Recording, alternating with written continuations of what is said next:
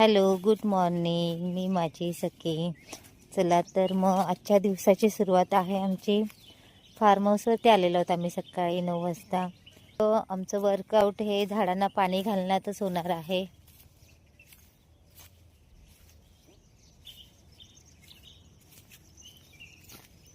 हाय हाय हाय. हाय. पक्ष्यांचा किती छान आवाज येते.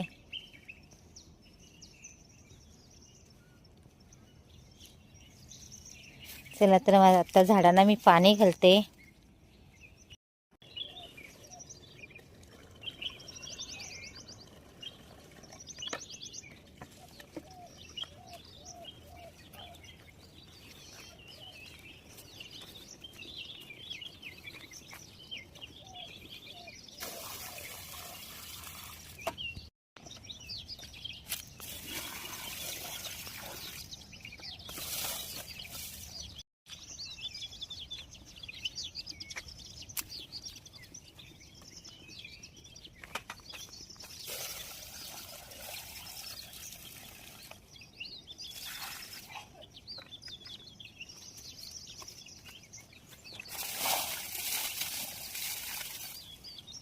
फार्म हाऊसवरून पाणी घालून आलं. आता लगेच जरा लिंबू सरबत पिते.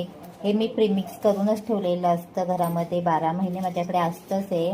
आणि मी कसं मार्केटला पण सेल करते, त्यामुळे हे माझ्याकडे रेडी असतं. मग आता फार्म हाऊसवरून आल्या पहिलं लिंबू सरबत घेते. आणि त्यातच लगेच मला ड्रायफ्रूटच्या लाडूची ऑर्डर आलेली आहे. आणि मग आता त्याची पण लगेच तयारी करायला पाहिजे.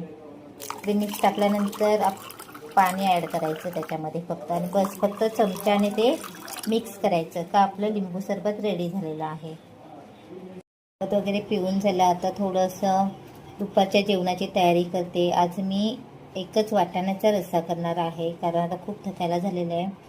त्यामुळे म्हटलं एकच वाटाण्याचा रस्सा बनवूया. वाटाण्याचा रस्सा बनवण्यासाठी मी काय केलेलं, काल रात्री वाटाणे भिजत घातलेले होते. आणि सकाळी मी काय केलेलं होतं, कुकरला पाणी टाकलेलं होतं आणि त्याच्यावरती हे भांडं ठेवलेलं. ह्या भांड्यामध्ये मी पाणी न टाकताच वाटाणे टाकलेले होते आणि ते वाफवून घेतले. आणि मला ह्याच्यामध्ये शेकट्याच्या शेंगा टाकायच्या आहेत. त्यामुळे आता मी फोडणी देईल ना, तेव्हा फक्त 2 शिट्ट्यांमध्येच मी हा रस्सा करणार आहे. आणि मग 2 शिट्ट्यांमध्ये काय होतं, शेंगा पण व्यवस्थित शिजल्या जातील, खिमा होणार नाही. म्हणून त्यासाठी मी आधी थोडंसं वाटाणे वाफवून घेतले. आता वाटाण्याचा रस्सा बनवण्यासाठी मी काय केलेलं आहे, रेग्युलर मसाला घेतलेला आहे, आपलं वाटण, गोडा वाटण आणि कढीपत्ता, टोमॅटो, कोथिंबीर, कांदा वापरणार नाही आहे. आणि हे माझे रेग्युलर मसाले मी यूज करते. आता सुरुवातीला मी काय केलं, कुकरमध्येच आता रस्सा बनवते. त्यासाठी फोडणीला मी तेल टाकलेलं आहे आणि कढीपत्ता टाकते आता फोडणीमध्ये. टाकून झालेलं आहे. आता वाटणासोबतच मी काय करणार आहे, टोमॅटो आणि कोथिंबीर आहे ना, ती पण टाकून घेते आणि छान असं तेलामध्ये सुरुवातीला परतून घेते मी सगळं.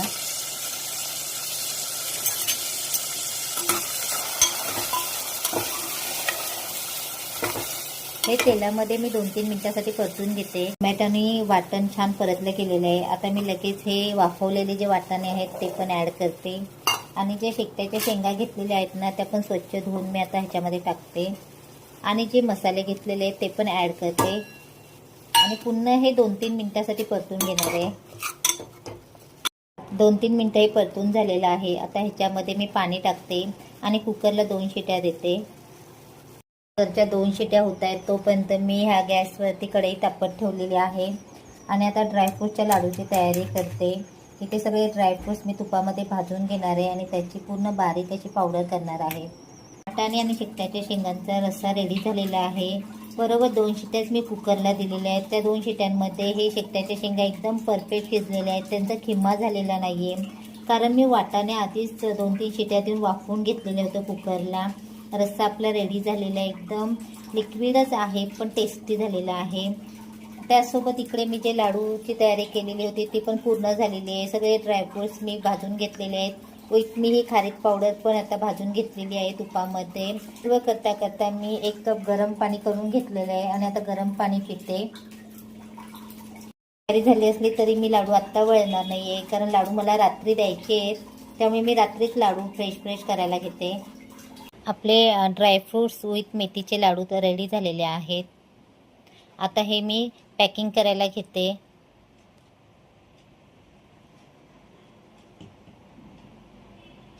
पण रेडी झालेले आहेत, वजन केलेलं आहे. आता त्यांचं पॅकिंग करते आणि आता आपल्याला रात्री फेशियलची पण तयारी करायची आहे. चला तर मग बाय बाय.